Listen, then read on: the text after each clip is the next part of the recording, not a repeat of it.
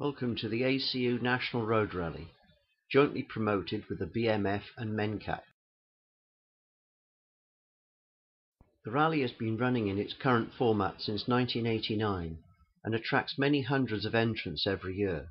This guide will hopefully help first-timers through the event, explaining how it is run, how to enter, and the paperwork you will encounter, hopefully encouraging you to enter.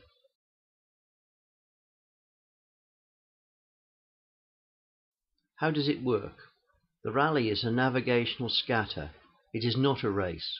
You will not be following the same route as everybody else. You find and visit controls. There could be up to 50 of them scattered across Middle England. You choose which controls to visit. Your choice depends on which class you enter. The controls are marked on a matrix map, plus you get a list of controls to identify them. Using these two pieces of information, you plot your route. It's easy really.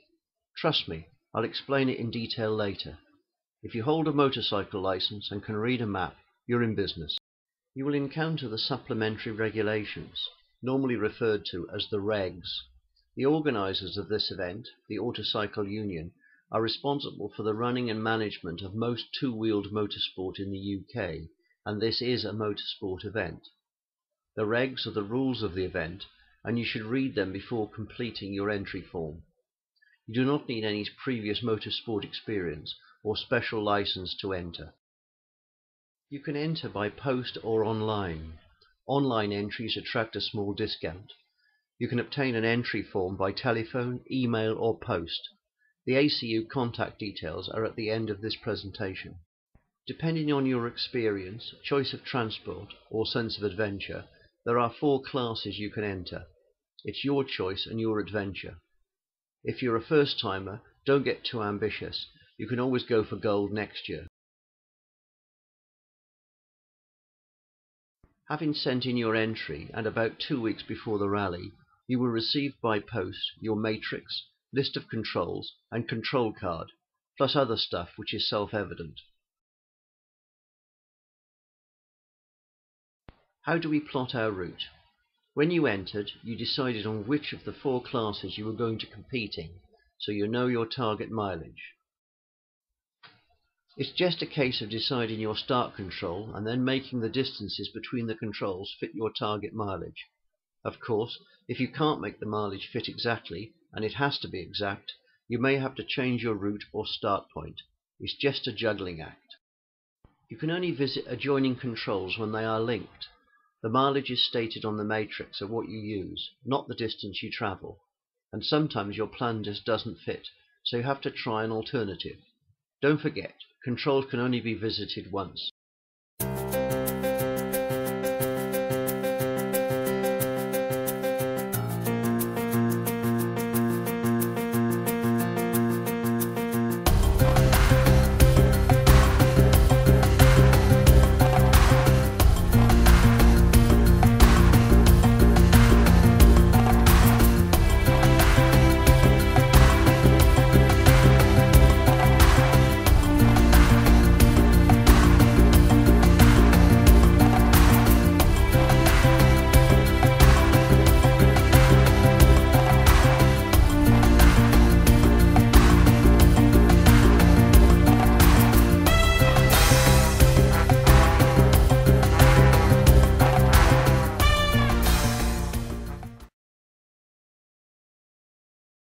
So how do you sort it out? Let's look at the matrix and work on one of the controls. Control 23, Gainsborough in Lincolnshire. The control sheets are normally in alphabetical order, although, if there have been any last-minute changes to the rally, the new controls may appear at the end. You know where and what the control is, opening and closing times, plus what you can expect when you get there. Controls vary considerably. They are not hidden away, although you might need to concentrate when you get close. This is what you are looking for, Control 23, and where it is. So how did we find it? But first of all, let's deal with control cards. Before you start your rally, you should fill in the details on the front of your control card. The inside gets used during the rally. Remember, keep your control card safe and dry. You can't replace it if it gets lost or destroyed. Using an ordinary map book to plot your route is straightforward. Or, for the more technically ambitious, you could use Google Maps, view the location in Street View, and just enter your plan into a sat-nav. Just develop your own method of noting your route directions. This is one I prepared earlier. Or something simpler? Controls are normally manned, but if not, you will be advised in advance. It will be at the site of a petrol station, etc. You just make a small purchase. Mars bars seem favourite, and then at your next control, hand it in. The receipt, not the Mars bar, just eat that. But controls do vary. Pubs, petrol stations, lay-bys, cafes, motorbike dealers, service areas, corner of a car park. This is a control sign. You will see these displayed as you approach the control. At all manned controls you will find a smiling group of enthusiasts ready to greet you. Be nice to them. They are the volunteers who make the rally work and possible. On arrival, you hand over your control card, which is stamped and completed by one of the team. Always check your card before you leave the control. Errors cannot be corrected later. You also sign a control sheet and enter your arrival time. There is always a clock in view. Easy as that. Now it's off to the next control. Perhaps an overview map or sheet to keep you up to date with your progress would help. Even if you use a sat-nav, this is a good idea. Or something more sophisticated if you have access to word processing.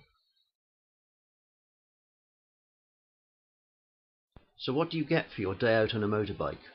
If you make your target, you will receive a plaque, meet some really nice people, travel to places you probably would not have otherwise visited, but mainly, you will hopefully have had a really good day out. The ACU National Road Rally helps MenCap raise funds to assist their charity work. We hope you will be able to support this excellent cause. Details come with your entry form or visit their website for details.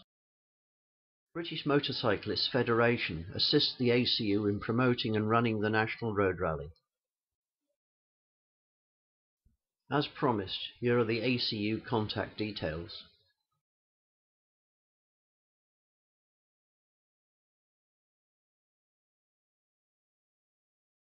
plus the rally website.